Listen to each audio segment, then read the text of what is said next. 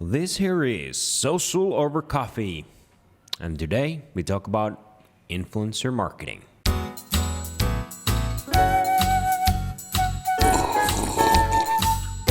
Let's talk about influencers. Yeah. That has been quite a hot topic since blogs exploded on the B2C side. Now influencer marketing is coming to B2B side.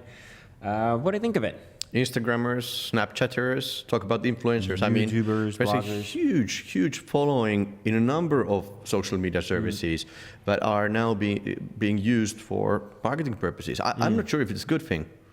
I'm really not sure if it's a good thing because I see so many bad influencer marketing cases. I mean, total mismatches between the people, the influencers, the target audience, and the message. Values, yeah. Yeah, Yeah, I think, most of them sound plain stupid. Yeah, I think there's a huge risk. There's an old saying that marketers ruin everything, and then there's another one that Here. Money ruins marketing, whatever. That's kind of like the meeting point of all of it. Like brands who have money, they have money to pay whoever they want, and then again, the influencers want to monetize their audiences. Yeah. Sometimes it means that you take a paycheck over your values, which is wrong. And then we see these mixed matches of messages and values and the propositions, and this bad, all bad. Yeah. So I hope that we can find some guidelines and some good cases that it's not going to go away. I think we've seen the first wave. Yeah. I think there's a lot to learn. Sure, there are good things as well. Yeah. A lot of good not things, just bad. I mean, I for example, I love the one with what was it, a hydraulic press channel? That was used for promoting the new Wolverine movie. Yeah, awesome. I mean, I really love that one. I think that was brilliant. And Dudeson's now promoting Ponce's forestry machinery. I mean, 845,000 views in a short time. Phenomenal. Yeah, and I think that absolutely, it's just that the guys, the Dudesons doing their whatever stupid stunts with a forestry machine. It's just a good combination. And then the audience, I'm not sure the 845,000 views came from potential forestry machine buyers or even influencers. Yeah, but great visibility for machines, for the company as such, taking a totally new approach. But then the end result, the actual return, we have to see. I don't know, man. Yeah, think about Volvo and Van Damme. That was one of the earlier cases. Yeah. Millions of views. Exactly. I think we have to find a way of ultimately, do we need the influencers to do something viral? Should we just go crazy and do something amazing anyway? I don't know. It's kind of hard to see. But I think the B2B scene is kind of trickier. And I would separate them into two. You get huge exposure with the Dudesons or Van Damme or somebody really famous or having a huge following, and even the YouTube stars, even if they're young and they may not be a match to whatever you're promoting, but you gain the huge momentum and the media presence that you get. But at the same time, I really like the idea of micro influencers. When people who are a real match, who may not have tens of thousands or millions of followers, but they may have 5,000 followers, who are the exact audience that you're going to target. I don't remember what was the case, but I remember, there's both. There were huge influencers and then there were micro influencers, and they were in the same campaign. Right. And the micro influencer flat out run laps Exactly. over the bigger influencers because it was match. Exactly. The match. That's the keyword. And engaged Secret audience. Match.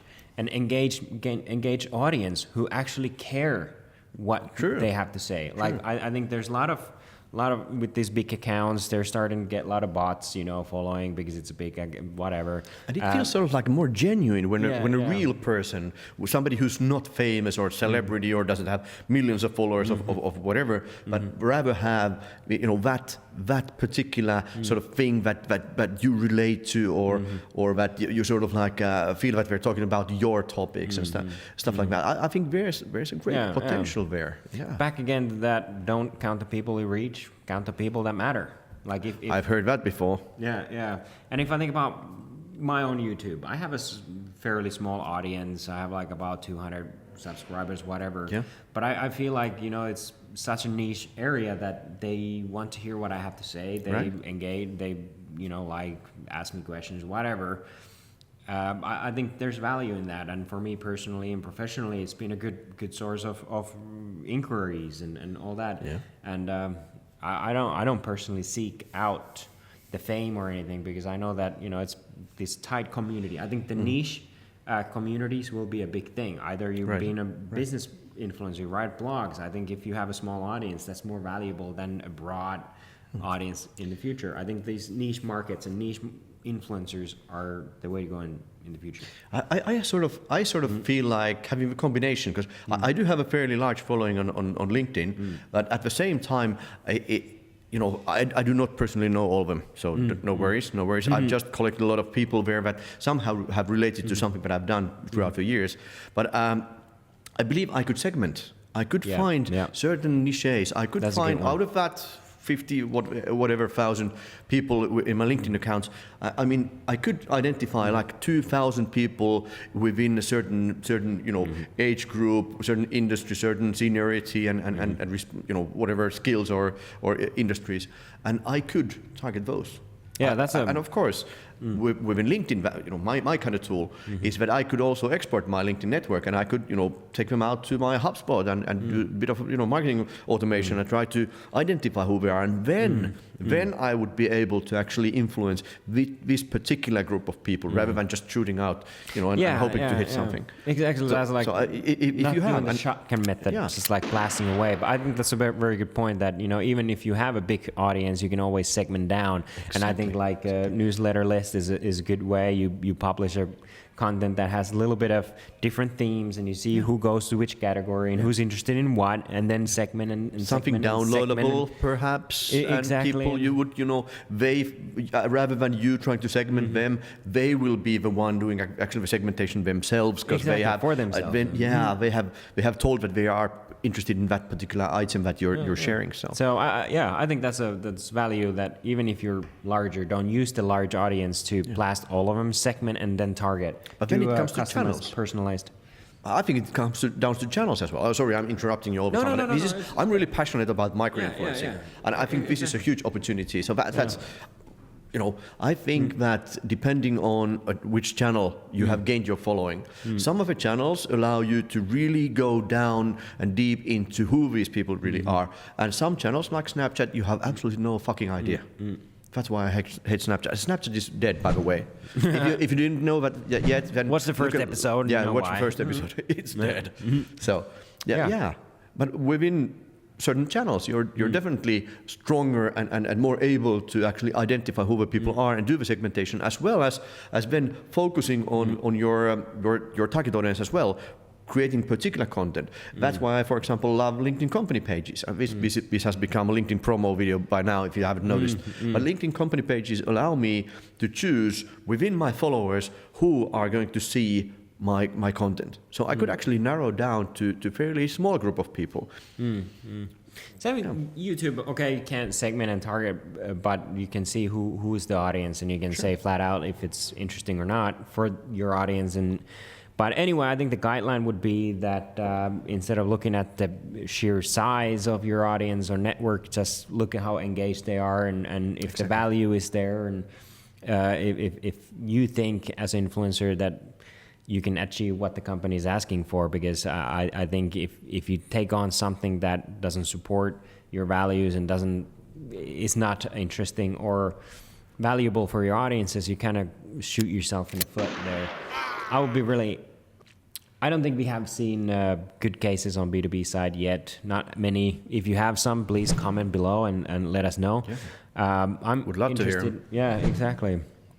But also, I would say that if you, as an individual, have a following of, let's say, 5,000 people in any social channel, if you are able to identify them being within certain niche, certain clear segment, then definitely I think it's monetizable. I think you're definitely able to find organizations, find companies, find people who would be interested in targeting that particular audience. And then you, my friend, are a micro-influencer if you wish. Yep, exactly. And you could make money out of it. And I think it's an plenty interesting of ways of opportunity. monetizing your audience. I'm just now expecting somebody to contact me. Hey, I have some like, I don't know, 70,000 people in my social media channels altogether. So yeah, hey, come on, let the money flow in. I'm a consultant. I sell not my body but my mind. I can sell my audience as well. Well, your brain is part of your body, so basically. Oh yeah. Oh shit. I'm a whore. Yeah. Okay. But anyway, wait a minute. yeah. Sorry, Mom. I think that's it. Be careful.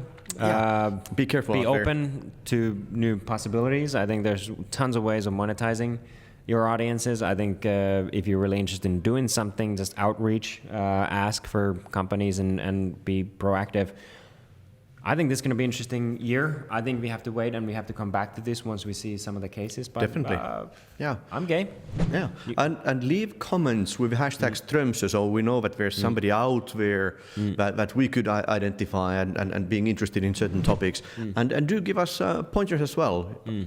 How's the show going? Coffee is getting cold. We have to end the show Cold soon, coffee makes you pretty, I hear. Yeah. And subscribe to the channel. What else? Nothing else. Oh, you have it. That final. I think what you're looking for is adios, motherfuckers. See you.